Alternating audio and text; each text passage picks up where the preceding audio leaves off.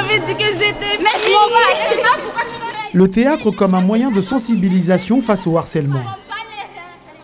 Voilà comment Dafia Ati, ici Aka, en classe de 3e et ambassadrice de la lutte contre le harcèlement scolaire, porte l'estocade contre ce fléau. J'ai eu une amie, elle a été harcelée, elle voulait même se suicider et c'est là que j'ai entendu parler du harcèlement et j'ai décidé de m'inscrire pour lutter contre le harcèlement.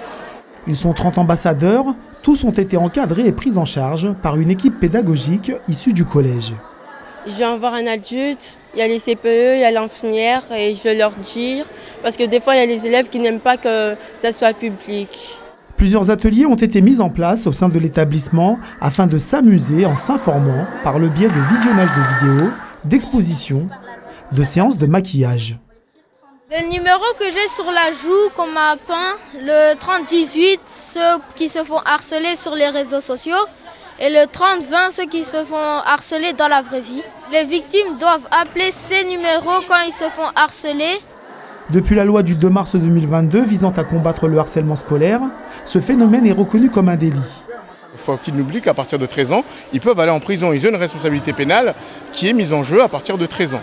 Donc on vient aussi pour leur dire ça, on vient aussi surtout pour les sensibiliser sur les risques qu'il peut y avoir derrière pour le camarade qui est harcelé. Le projet phare est un programme de lutte contre le harcèlement à l'école, au collège et au lycée. Un plan global de prévention et de traitement des situations de harcèlement visant à conscientiser aussi bien les victimes que les agresseurs. Il est basé sur de la prévention, de la détection et de la résolution. Et dans le cas de la prévention, on développe la méthode de préoccupation partagée qui sont de courts entretiens menés par les adultes de l'équipe phare auprès des élèves intimidateurs. S'il s'agissait de situations graves, eh bien dans ces cas-là, on aurait recours à la sanction. Selon une étude de l'IFOP rendue publique le 7 novembre dernier, un élève sur 5 se dit victime de harcèlement scolaire, contre un élève sur 10 d'après les chiffres du gouvernement.